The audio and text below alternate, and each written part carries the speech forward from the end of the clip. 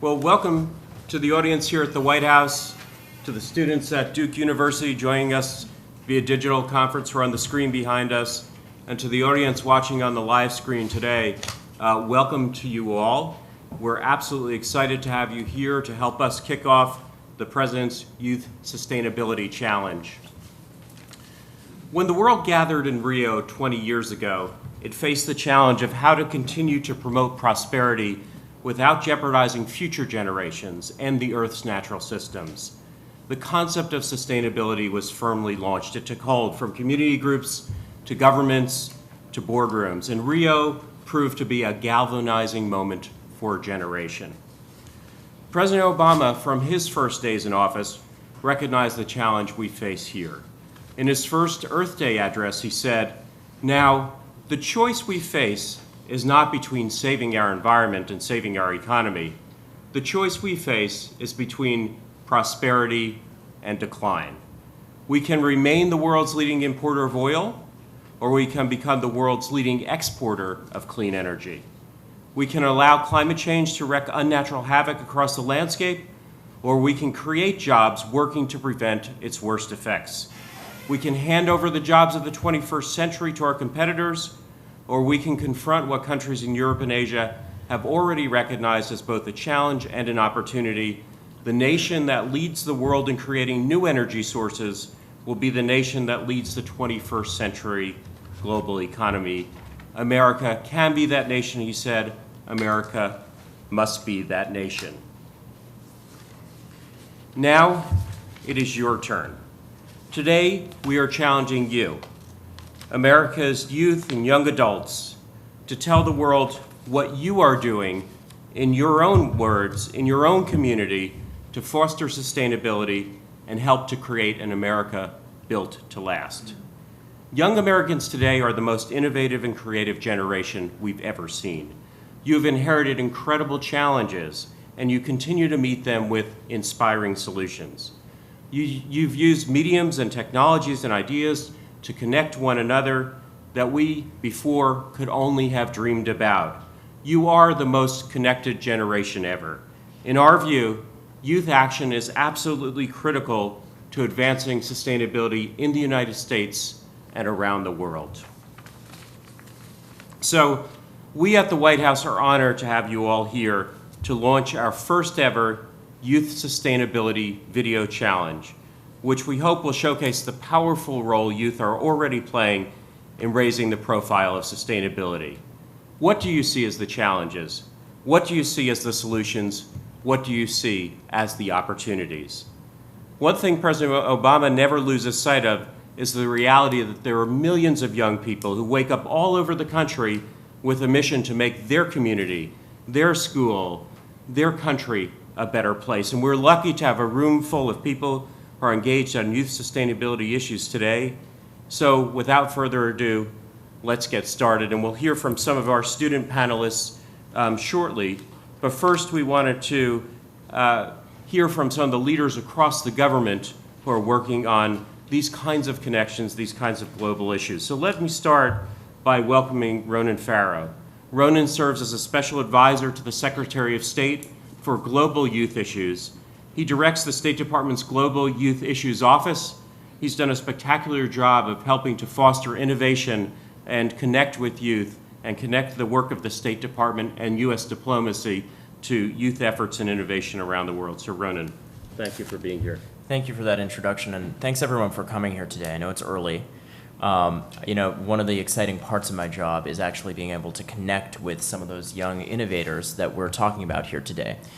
We have, in trying to partner with young people, had to build those important partnerships with governments around the world, with the business community, and with leaders in communities that are the old guard, our parents' generation, sometimes our grandparents' generation.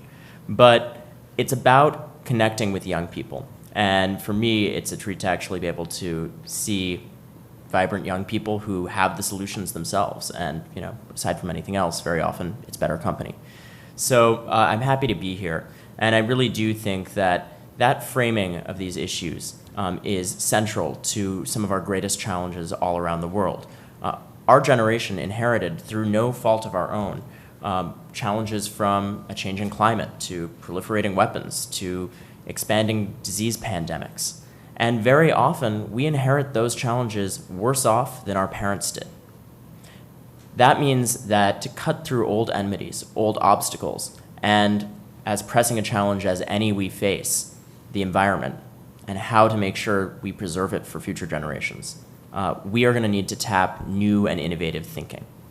I remember meeting a young scientist named Danielle Fong a few years ago, and hearing her say, our parents have left us a world that may have no future. How do we cut through that old thinking? How do we build new solutions? And I think of that particular story because I remember talking to Danielle and having her wonder how she could find a space to incubate project ideas, to actually push innovation, and where the mentorship comes from, where the resources come from. That's similar to the challenge we've faced all around the world, where young people are playing a role not just in confronting a changing climate, a lack of sustainable jobs and sources of green energy, but also our whole range of foreign policy challenges. That's why, following on President Obama's commitment in our seminal speech that he gave in Cairo in 2009, that young people of the world, it will be you more than anyone that's capable of transforming realities. We set out on an unprecedented review of all of our policies to see whether they work for young people, but maybe more importantly, whether they work with young people. Are we listening? Are we taking some of those innovative solutions and helping youth around the world bring them to scale? That's why Secretary Clinton, who's been a lifelong champion of young people and a lifelong advocate for bringing our generation to the table, set out on a hard, honest review of our State Department's approach to youth. How, wherever the American flag flies around the world, we're partnering with this important generation. That review started before the seminal revolutions of the last year, where we saw young people starting with a ripple effect that began literally with a spark in North Africa and the Middle East. But that spread around the world, from Santiago, where young students took to the streets to protest the lack of access to education, to Western Europe, places where a short time ago it was unthinkable that young people would be rioting and taking to the streets, where we do see that level of action in response to austerity measures and a shrinking economy. So all around the world, young people have been making their voices heard, and it was timely that as those revolutions, as those protests hit, including right here in the United States, where our own Occupy Wall Street movement has been so driven by young people, we looked at how we could partner with youth, and the solution that we came up with was, first of all, we need to make sure that our generation's issues are on the table right here in Washington, at the very top rungs of our leadership. And we have some of the innovators right here at the White House that have pushed that connection domestically. Our Office of Public Engagement here that has come up with this important youth sustainability challenge has been at the forefront of that. Similarly, at the State Department, we now have an office for the first time on youth issues, on how to partner with a 21st century generation that has new tools, new technologies. But it has to be about more than that. It has to be about more than that for several reasons. First of all, because there are unprecedented numbers of young people. We're seeing all around the world, and particularly in developing countries, where 90% of the people under 30 are right now. Young people comprising a significant majority of the world's population. That is a first. But it's not just about the numbers, as people so often claim. It's about the fact that we have at our fingertips a level of connectivity that was unthinkable for previous generations. And what does that mean? It means that we have the power to build green energy solutions, to confront some of our sustainability challenges that we're discussing here today. It means that as we confront a shrinking economy that has affected young people disproportionately, people under 30 are 2 to 3 times more likely to be out of work than people over 30. We are able to affect change at a faster pace than ever. And I've seen all around the world how young entrepreneurs, many of them in this green jobs sector, are growing a majority of jobs that do come from new startups. That said, we've also seen how young people confronting that level of connectivity face greater frustrations because of those lack of economic opportunities, because young people in developing countries in particular now have a much clearer view beyond our own borders, because everyone can see what employability, what sustainable development practices, what good governance and transparency look like. We have what Secretary Clinton described in a recent speech outlining our new comprehensive focus on youth, a powder keg of frustration and instability that can be targeted by extremists and criminal elements that would seek to exploit young people searching for a purpose, searching for a way to build solutions, but to do so for purposes of chaos and violence.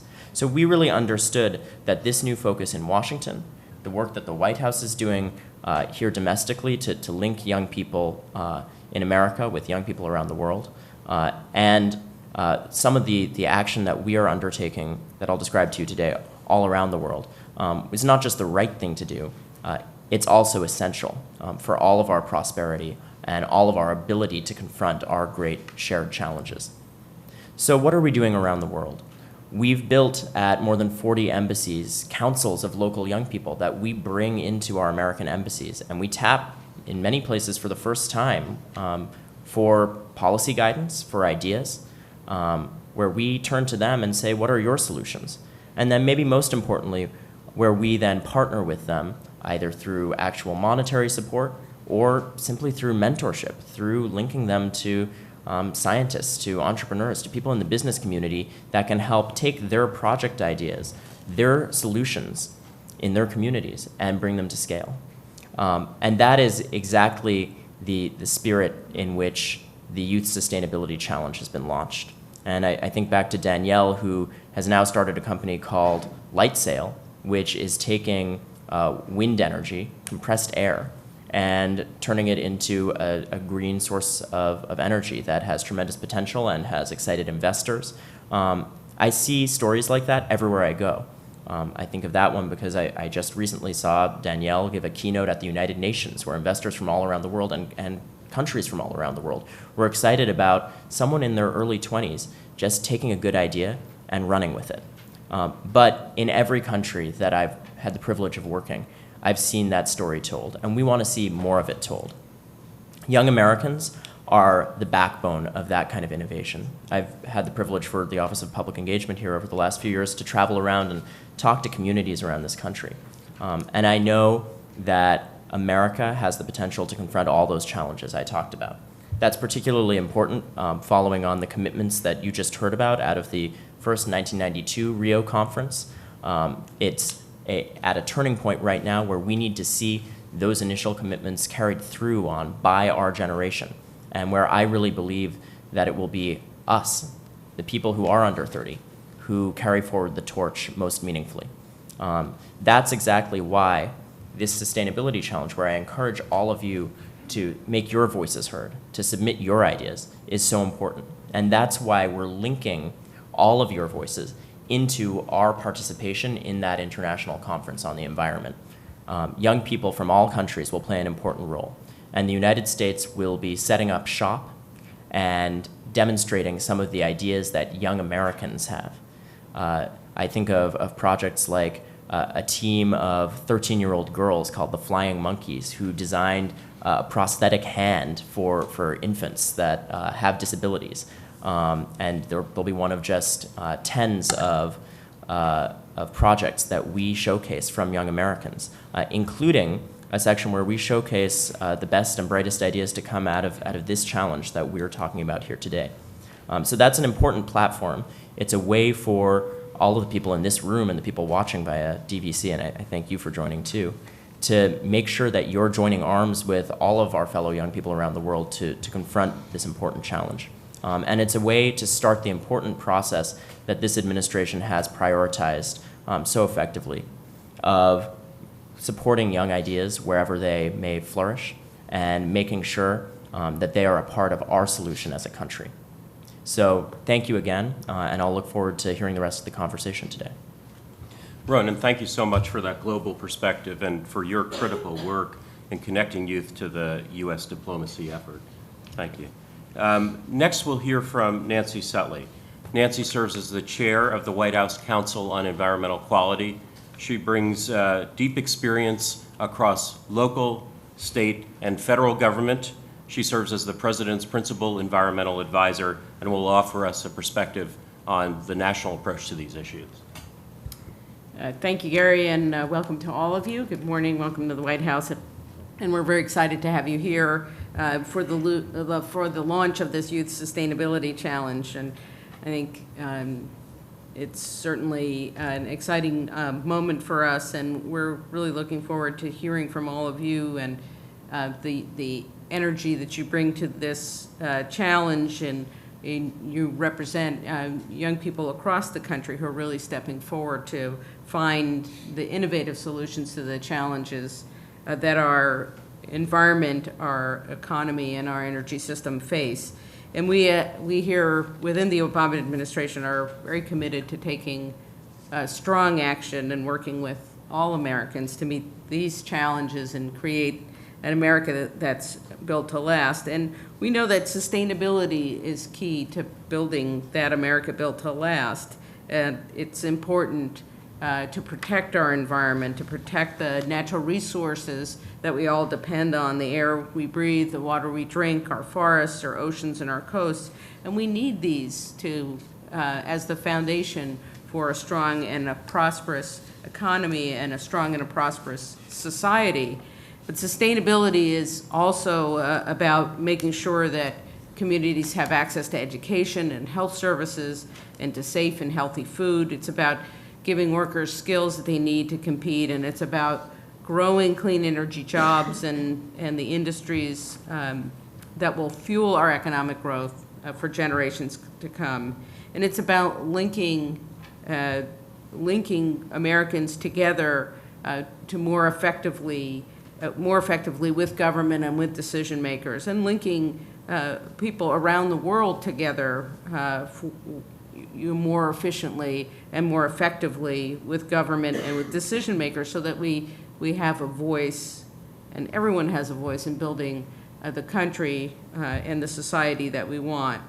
And this administration has embraced this approach, working with partners throughout government, throughout the private sector, throughout civil society, to create that economy that's built to last, and these strong and prosperous communities. And we've taken action. Government has a role to take action. We've made investments in clean energy through the Recovery Act that have supported hundreds of thousands of jobs. We're on track to double our generation of renewable energy by 2012. And that's an important goal that the President set out, and we're on track to meet that. We're moving forward with things like new fuel economy standards. These will double the fuel efficiency of our cars by 2025. It'll save our Americans over $1 trillion, almost $2 trillion at the pump, and eliminate billions of metric tons of greenhouse gas pollution. In this administration, the President has marked the most expansive and extensive expansion of land and water conservation in more than a generation. He signed legislation in 2009 that designated over 2 million acres of federal wilderness, that protected more than 1,000 miles of rivers and designated thousands of miles of trails as part of the national trail system. We've taken a broad view of sustainability. Our friends and colleagues at the Department of Transportation, at the EPA, and at the Department of Housing and Urban Development have launched a partnership for sustainable communities. And that's awarding money to support resilient communities, healthy environments, healthy economies, and quality of life in hundreds of communities across the country. And we're taking steps to reduce the harmful pollution that threatens our health. For example, EPA has finalized the first ever national limits on mercury and other toxic air pollution from power plants. And this will avoid thousands of premature deaths and heart attacks and cases, and hundreds of thousands of cases of childhood asthma. These are important steps. These are important things that government can do to help to make our country stronger and healthier. But this is not for government alone, and this is not for this administration alone. It's really the actions of Americans across the country that'll drive real change and create a sustainable future for our country. And that's why you're here today. And you do have the power to build the country that you want.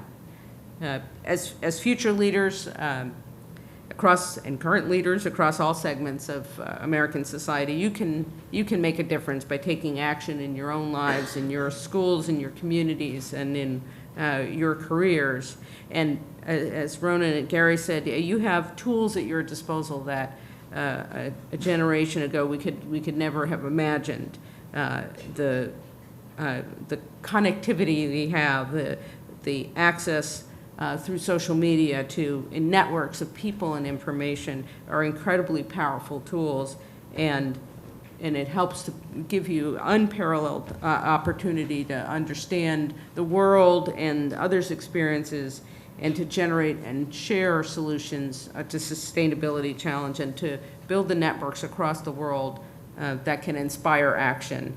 So the challenge we put you to today is to take action to make a difference and be the change you want to see, and then share what you're doing with us, with your peers, and with people around the world through the Youth Sustainability Challenge. We'll share your messages with the country and with the world at the Rio Plus 20 conference this June as part of the global conversation on sustainability. And this is an important part of how the United States is approaching this conference. This happens every 20 years, and it presents a real opportunity to engage people around the world in a conversation about sustainability. And we believe it's really important that this reflect not just governments, but people around the world, and your voices as well.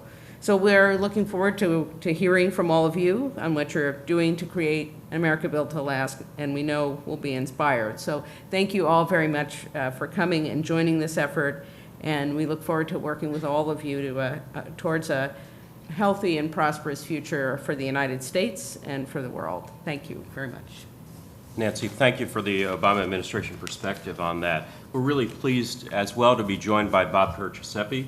Bob serves as the Deputy Administrator of the U.S. Environmental Protection Agency, and really as the agency's Chief Operating Officer. And whether in his roles in the past as a city planner, as a nonprofit environmental leader, in a variety of senior roles across the government, Bob has been a real leader and stalwart in environmental and public health protection, and at giving voice to communities in these efforts. So, Bob, we welcome your thoughts. Well, thank you, Gary, and thank all of you up here for your comments, and thank all of you mostly for coming. And folks in North Carolina, I want to say hi directly to you. I think you can see me through the camera there. Are they waving behind me? I always like to, I'm trying to learn video conferencing etiquette, so you have to recognize that there are people on the other side of the lens, and so I'm happy to do that. And it really is about all of you that we're here. Sustainability, as from my perspective, entering into the Obama administration at the beginning, has been part of our DNA in the administration. It's something that we have been working on, and it's really manifested at the agency level, where we are all working together on things more than we ever have. And I've been in the government and worked at EPA in the 90s in the Clinton administration, and I can really see a growth in the ability of the agencies to look across the boundaries that we have and how to work together, whether it's how we operate our facilities ourselves under the President's executive order, or whether it's how we coordinate programs like America's Great Outdoors and others. It's very important to us, and it's something that we work on very hard. The other thing Gary mentioned is a strong interest EPA has in community health, and environment and community health and economic health of communities is vitally important to us, and making sure all communities have the same environmental protection that others do. And I think it's pretty important to know, and you should feel very confident in this, that America's youth has the power to inspire their communities. They not only have the power to inspire their families, but they have the power to inspire their communities. And this is something that is so vitally important as we go forward looking at sustainability. EPA provides some tools to help. By no means we are alone in this, but I'll mention a few in passing here. Energy Star, which you may have heard. Nancy mentioned some of the regulations that we do that affect everybody, but ways to participate as individuals and as a community. I'll mention Energy Star as something, a quite simple concept of identifying products that use less electricity than other products in their same class. Not to get into all the details of that, but since this is its 20th anniversary that EPA has been doing this, and over that time, families have saved over $230 billion in electric and other expenses, but more importantly, or equally important, let's say, 1.7 billion tons of greenhouse gases have been reduced or avoided. The emissions of them have been avoided. That's a pretty astounding thing. It's sort of a flash concept in a way that everybody buys more energy efficient products and we get a more pollution reduction for that effort. Again, it's a community-based kind of thing. It's a decentralized approach to making things happen. We also have ideas on our website in a concept we call Pick 5. Pick 5 ideas that would really make a difference if more and more people would do them. Everything from and I know that you probably all did this in school and other times, plant trees or vegetation anywhere, anytime is always a good thing. But also how to recycle your cell phones and your iPods. I mean, think of how many there are and think of what we have to do with them and how the pieces of those small electronic devices can be reused so that we're not mining more metals or making more plastics. They have been an amazing tool. When I started at EPA in the early 1990s, in my first time there, we had no email. Think about that. The other thing I want to mention quickly that EPA is working on is an on-campus eco-ambassador program where you could join up and you can get ideas and tools and collaborate with other folks across the country on how to make your campuses more sustainable, but also can bleed into the community that the campuses are in. So we're trying to provide tools for that kind of decentralized approach to things, to get people who are inspired to get other people inspired. And I'd like to just say something in closing from my perspective. I started worrying about and thinking about environmental issues in the 1960s, and I know that this is going to age me terribly here, but I actually switched my major in college to try to cobble together an environmental program, which there weren't that many back in the late 1960s, early 1970s. And it has become my life's work. And I find myself now in a position at EPA that's quite remarkable, and I'm able to really help beyond what I ever dreamed when I was your age. And I just want to say how inspired I got back then when we were facing some really profound environmental issues where you couldn't even see down the street because of air pollution, or rivers in New England were running colors because of the dyes at the textile mills. People used to make jokes about rainbow trout. And rivers caught on fire, and there were hazardous waste dumps like Love Canal where people's houses were built on hazardous waste sites. None of that happens anymore. We've made amazing progress, and we shouldn't beat ourselves up about it. But part of that progress has been made because of the inspiration of America's youth, the people who stood up and said something needed to be done, and things change. And I've looked at it over 40 years, and I can see how much has changed. But we face some profound problems here at a global scale, as Ronan mentioned. And it is time to continue that inspirational move of the youth of the world to help inspire the rest of us. And we need you at the table. We need you at the table not only at EPA, but also in the full government, and also at the Rio Plus 20 conference. So I'm really happy to be here, and I'm hoping to get even further inspired by all of you. Thank you. Thank you, Bob, for those thoughtful remarks. Thank you to all of our speakers. We're absolutely excited and see it as vital to be launching the Youth Sustainability Challenge to help to foster some of these connections between work at the local level, in communities at the national level, and given the global scale of the problems we face. Now, I'd also like to share with you a brief message about this challenge that CEQ Chair Nancy Sutley and EPA Administrator Lisa Jackson prepared.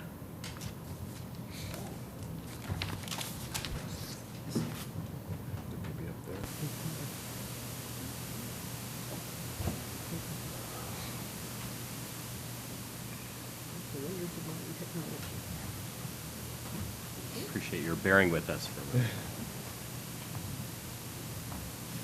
20 years ago, leaders from around the world joined together in Rio de Janeiro, Brazil, for the very first Earth Summit, where they took up the most critical environmental challenges of our time and made the first steps toward a sustainable future. The Earth Summit was unprecedented in its worldwide call for sustainable development and healthy communities. This June, world leaders will once again convene in Rio to mark the 20th anniversary of the historic conference and to continue paving the way toward a healthier and more sustainable future. But you don't have to be a world leader to be a part of our sustainable future.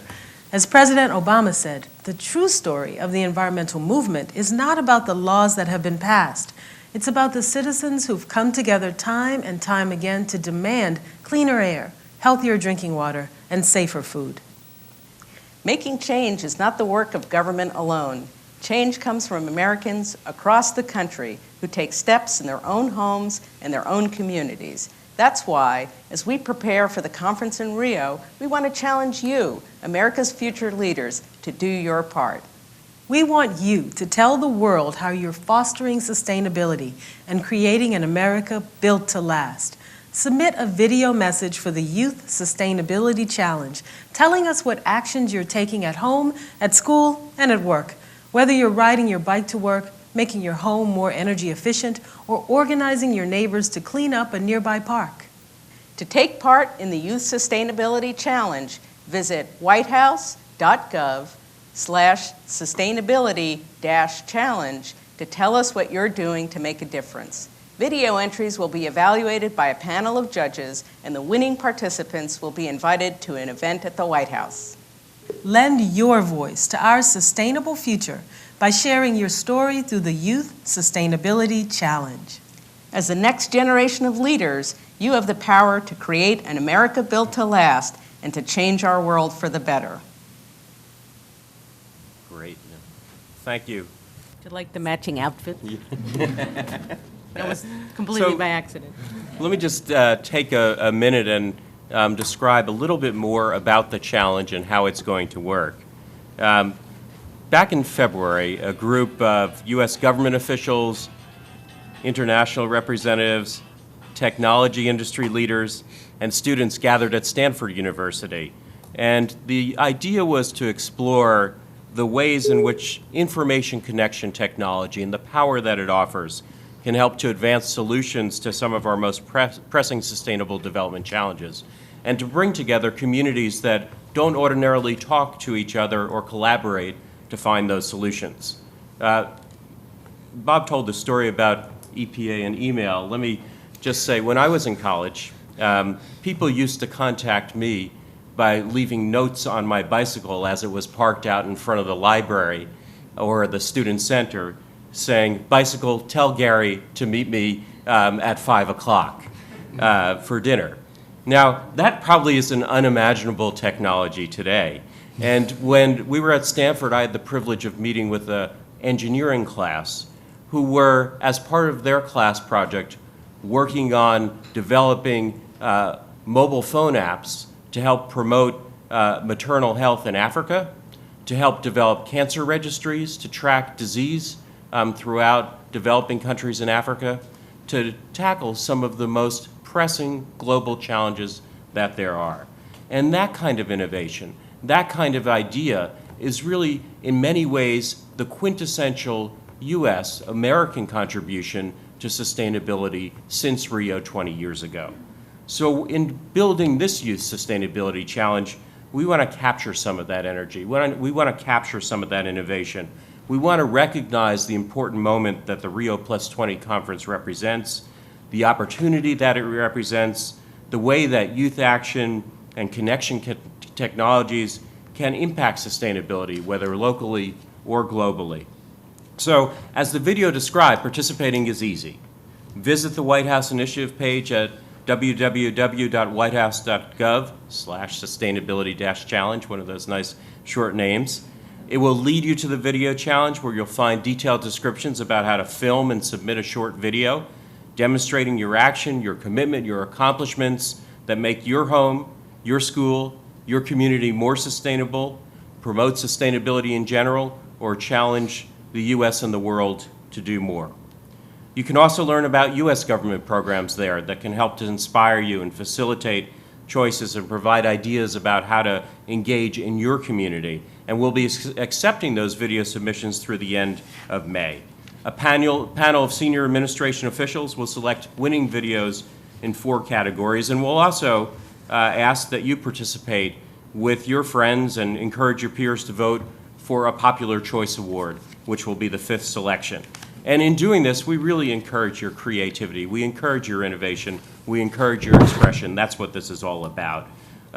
We welcome that. Now, winners of the 5 awards will be invited to the White House for a special event this summer focused on sustainability leadership, and the video entries will also be featured at the U.S. Center at the Rio Plus 20 conference in Rio de Janeiro at the end of June this year. And that U.S. Center really is a gathering point and the opportunity that the United States has to present its contribution to sustainability, and it will provide a direct voice for these challenges.